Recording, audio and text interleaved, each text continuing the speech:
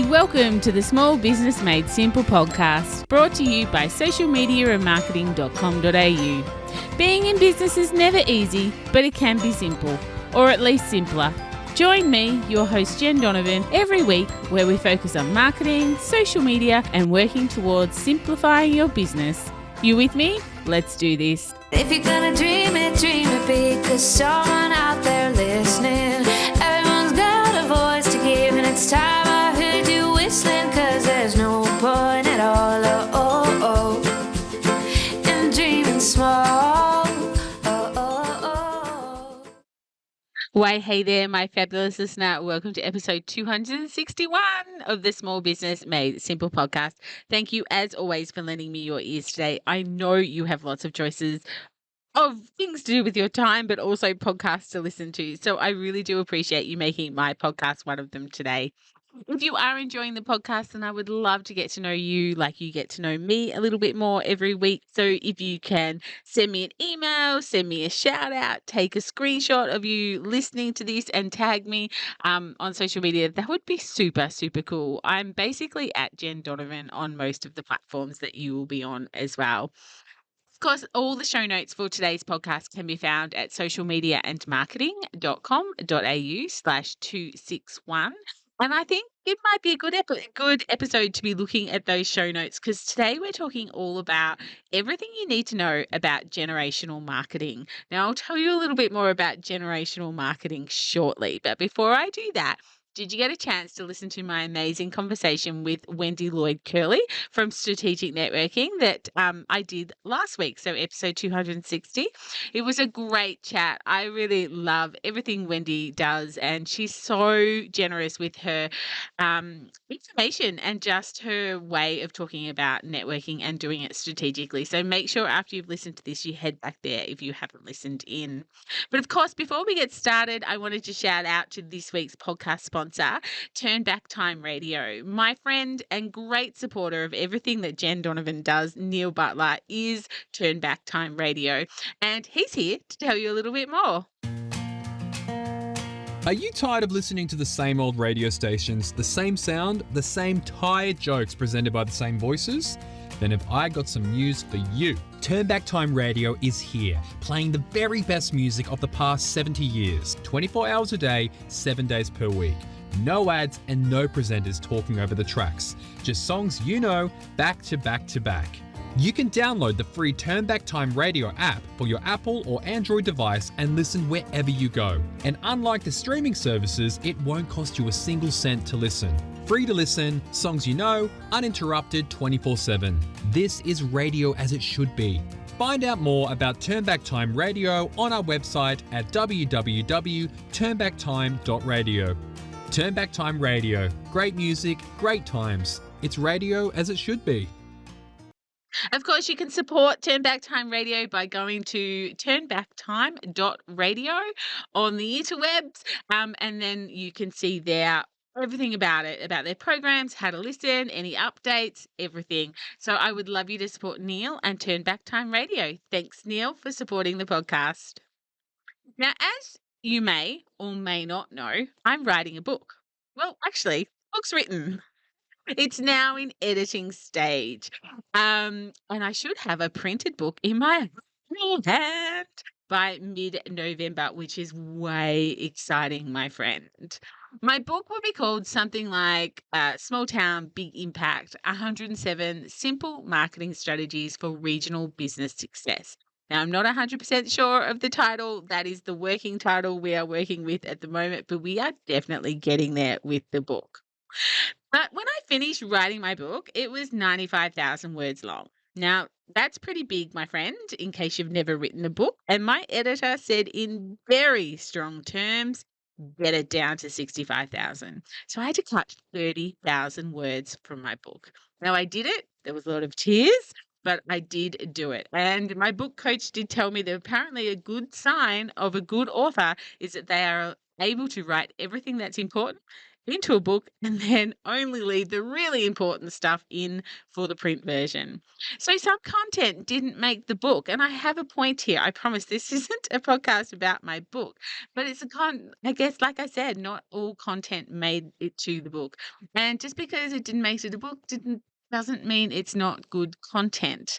It just wasn't the right fit for that book that I was writing. And today's episode is actually one of those chapters that didn't make it to the book.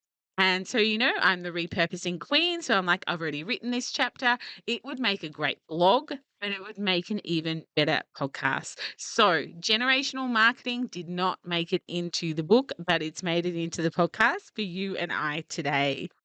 And basically, we're talking about generational marketing and the impact the different generations have on our marketing strategies.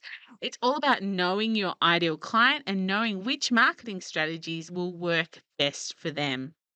So, for context, the generations are the silent generation, which is pre 1945. Then we have the baby boomers that go up to 1964, Generation X that go up to 1980, of which I am one of those, millennials who are from 81 to 95.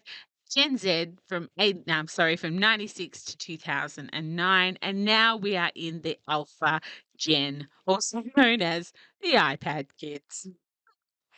So, in point form, I'm going to just go through examples of the different marketing strategies and how marketing differs for the different generations. So, I want you to be thinking in your head, who is your ideal client? As you listen to this podcast, I want you to imagine who your ideal client is. Yes, you may have one, you possibly might have two ideal clients. So, keep them in your head and make sure your ears prick for when we get to their generation. We're going to start off with the baby boomers. So baby boomers are 1946 to 1964.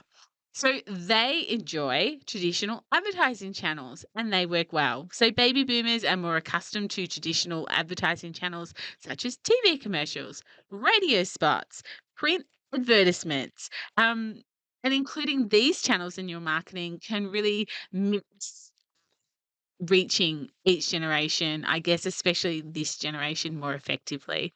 But also, baby boomers hold the qualities of trust and reliability really dear to them. So this generation values trust and reliability in brands. It highlighting your brand story, your brand history, its longevity, and sharing customer testimonials are persuasive to baby boomers.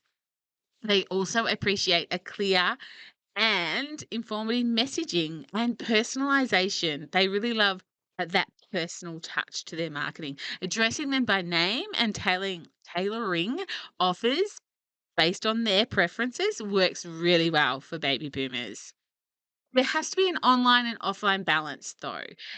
Though lots of baby boomers are now online, they may prefer a slower paced online experience. So you need to make sure that you have that mixture of online and offline. And when you look at your website, for instance, if baby boomers are your ideal client, you've got to make sure your website is easy to navigate and doesn't overwhelm them with flashy little elements that might be really super cool to you, but it's not about you. It's about them. It's about your ideal client. So you've got to make sure you have that real balance. My mum is online. My dad has a flip phone. So yes, baby boomers do vary in their ability to embrace, I guess, new technologies. All right, so the second generation is Generation X from 1965 to 1980. This is my generation. Possibly even your generation. Okay, so we like authenticity and we really value real life experiences. So Gen X appreciates brands that understand their life experiences. Using real life scenarios, relatable content in relation to your marketing campaigns works well for Gen Xers.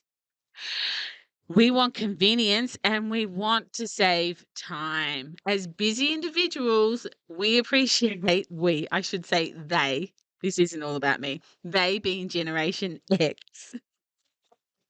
They appreciate time saving products and services. Emphasize how your product or how your offerings can make their life easier or simpler. Think about the benefits, not just the features of products and services you are trying to sell to Gen X. We like email and social media engagement. These are good strategies for Gen Xers. Email marketing can be effective with this generation. Engage them through social media platforms like Facebook and LinkedIn, but lead them to your email. We Generation X, I nearly said we. Generation X also loves a bit of nostalgia marketing. Nostalgia elements can really resonate with Generation X, and they often feel a connection to the past. So incorporating kind of retro themes where appropriate. You just think the Barbie movie, like it's nostalgia marketing that got most of us to the theater. Alrighty, the next generation is millennials, 1981 to 1995. Okay, so they're all about social media marketing and influencers. Millennials are highly active on social media, making it an essential marketing platforms. But you've got to know which platform.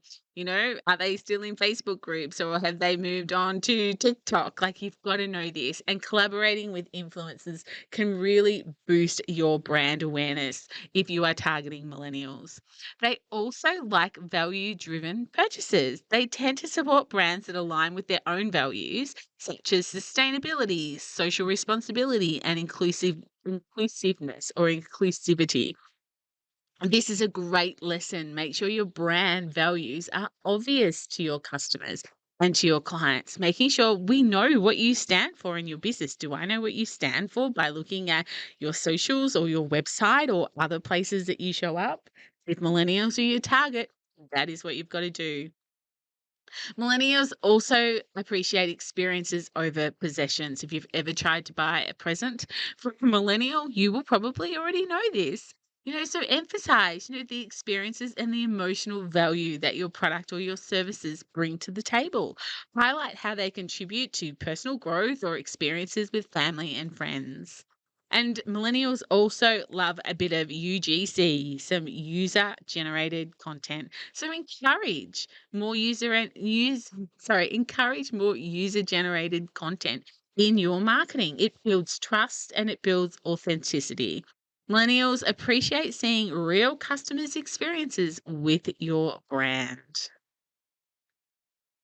All right, two more to go. Generation Z and Generation Alpha. So that's basically 1996 to today. And of course, these are mobile first babies. These are the first generation of mobile natives. They grew up with mobile phones. Everyone else prior to this, we've kind of learnt it. These people have actually grown up on it. So make sure your website and your marketing materials are optimized for mobile devices. This is necessary for all generations, really, to give that good experience. But if your target audience is Gen Z and Gen Alpha, making sure that you have everything mobile friendly is essential. They also like things visual and in bite-sized amounts of content. They prefer visual content such as short videos, stories, memes, and basically they utilize things like TikTok and Instagram Reels to engage them. I'm sure there are many other platforms my children, who are this generation, speak about that I don't even know that they exist. So you've got to make sure you do your research. They're also very socially conscious and they like to support socially conscious brands.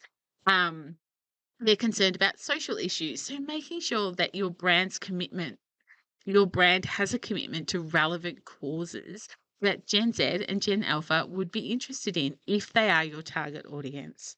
And of course, they love themselves a bit of interactive marketing, experiences, quizzes, challenges, gamification. These are all the things that can really help attract um, this particular generation with marketing.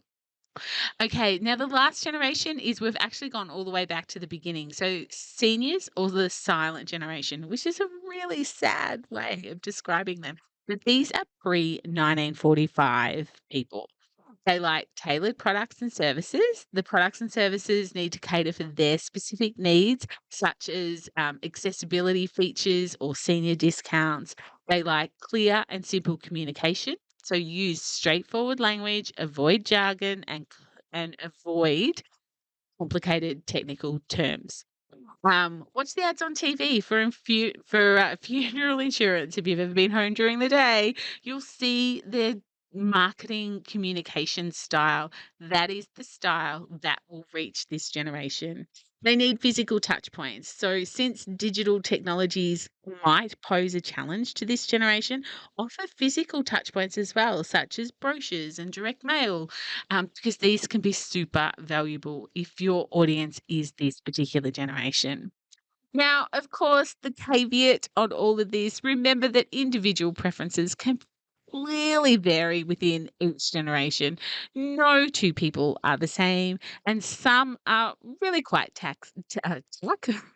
some are really quite tech savvy and really open to other types of marketing.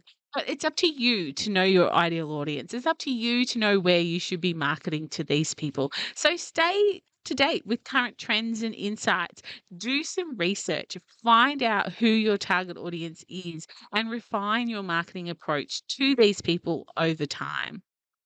Now, one of the biggest questions that I get asked when I talk about generational marketing is, Jen, I only have X amount of time and X amount of money in my budget, in my marketing budget. How can I use these different marketing strategies for different generations without getting overwhelmed? This is such a great question, isn't it? Because really, we just need to boil down who our ideal client is and spend our marketing budget marketing to those particular people because they are your people, they are your buyers. Right. Let's just run through a few tips on how you can not get overwhelmed and that you can really start to work out your generational marketing.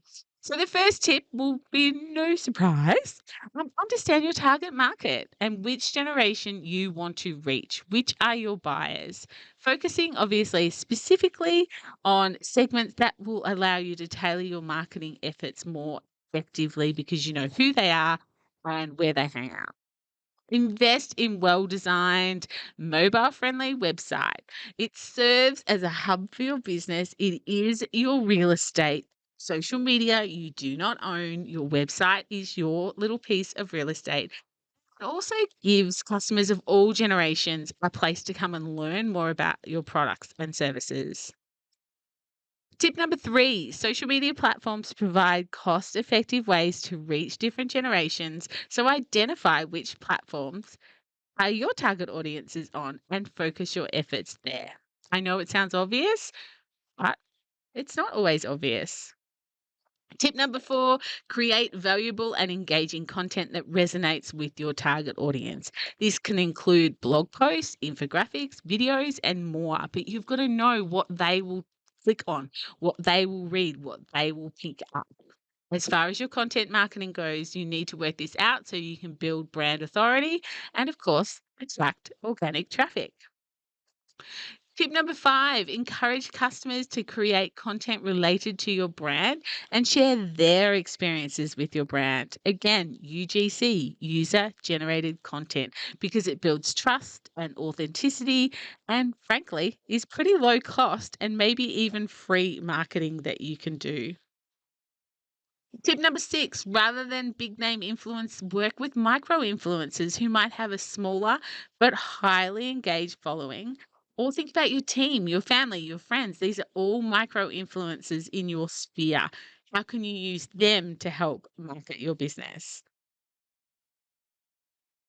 Tip number 7, use email marketing to nurture relationships with your existing customers and, of course, potential leads. It's a really cost effective way to send personalized offers and, of course, updates, which works with most generations except the younger ones. They probably don't read email. Tip number 8, engage with your local community through events, sponsorship, and partnerships. Community involvement can really create a positive word of mouth experience for potential new customers and, of course, create brand loyalty as well. Tip number 9, look for marketing messages and themes that have cross generational appeal. Put your marketing hat on when you are watching TV, when you are scrolling through socials, when you're listening to the radio, reading blogs, or other content online. Really read them as a marketer, thinking, who is this for? And what generation is this for? And does this have cross generational appeal? Tip number 10, take advantage of free marketing tools and resources available online. For instance, use social media scheduling tools, use free graphic design software, and of course, Google Analytics to track your website's performance. Tip number 11, experiment with different marketing tactics and measure their effectiveness. Focus on the strategies that bring the best results and optimize your marketing efforts accordingly. Tip number 12, encourage satisfied customers to refer your business to their friends and family. Positive word of mouth can be very powerful and very cost effective marketing tool. Do you have a strategy where you are encouraging your customers to actually, refer you to their friends and family? If you want to grow, one of the best ways that you can grow. Tip number 13, well, there's only 2 more to go, I promise. Attend local networking events, join business associations, and collaborate with neighbouring businesses to extend your reach within the community. And last one, pay attention to online reviews and respond to them appropriately. Positive reviews can attract new customers, while addressing negative reviews can demonstrate your commitment to customer satisfaction. Now, never, ever, ever, ever, ever get into a fight in a negative review. You know, say you're sorry. There's a difference between I'm sorry, it's my fault, and I'm sorry you feel that way. Making sure that you are saying, I'm sorry, you feel that way. But always making sure you're addressing both negative and, of course, positive online reviews wherever they might appear in your business. All right. So we're getting towards the end now, but what I really want you to remember is marketing is an ongoing process. Building a strong presence across different generations takes time. Start small, be consistent, and refine your strategies based on feedback, results, and data. Get your data going. Your data will tell you who you are attracting and who your buyers are. As your business grows, of course, you can gradually allocate more resources to expand your marketing efforts further. Lastly, I'm just going to say not everyone is your ideal customer or your ideal client, and not every generation is your ideal buyer for your product or your service. So don't be everything to everybody. Niche down who you are, and the more you understand your ideal client, your ideal customer, the less overwhelm you will experience with your marketing. I 100% guarantee that.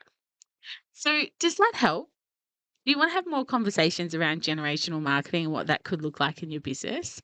If you do, come and join the fun at the fun in the Facebook group, Like-Minded Business Owners. Love to see you over there. Of course, you can find the show notes for this episode, as I mentioned at the very start, at socialmediaandmarketing.com.au/261. The show notes might be particularly helpful with this episode because there was a lot to take on board. There was lots of lots of information. So reading through the transcript might actually embed some of the ideas that I've shared with you today. So don't hesitate to go to my website and have a read through the show notes to really start to work out what generational marketing might look like for you. Honestly, I cannot wait to share my book with you in coming months. I will share the whole process from getting it from where it is now to getting it printed in my hot little hands. So stay tuned for that. I hope that you will enjoy hearing all about that journey. You might have a choice if you tune into the podcast. But that's it for episode 261. If you loved this episode and found it valuable, 2 things. I would love you to write a rating and a review, if that's possible where you're listening to it, such as Spotify or Apple Podcasts or on my website. Or I would love you to share it with another small business owner who might really like to learn a little bit more about generational marketing to help them with their marketing. Otherwise, that's it. I will see you back here for episode 262. Thank you, of course, to Turn Back Time Radio for your support. Remember, you can find them at turnbacktime.radio. In the meantime, if we aren't on social, let's get social. On social, you'll find me on Instagram, Facebook, and LinkedIn. You might even find me over on TikTok these days as well. But whatever you do, remember my small business peep. As my opening song says, there is no point in dreaming small. No time like the present. Tell it like you feel it, say it proud, be true, and let us see you for the star that you are. No point in dreaming small. I would like to acknowledge the traditional custodians of the land, the Yorta Yorta people, on which I record this podcast and conduct my business today, and pay my respects to their elders, past and present. I extend this respect to the Aboriginal and Torres Strait Islander people here with us today as well.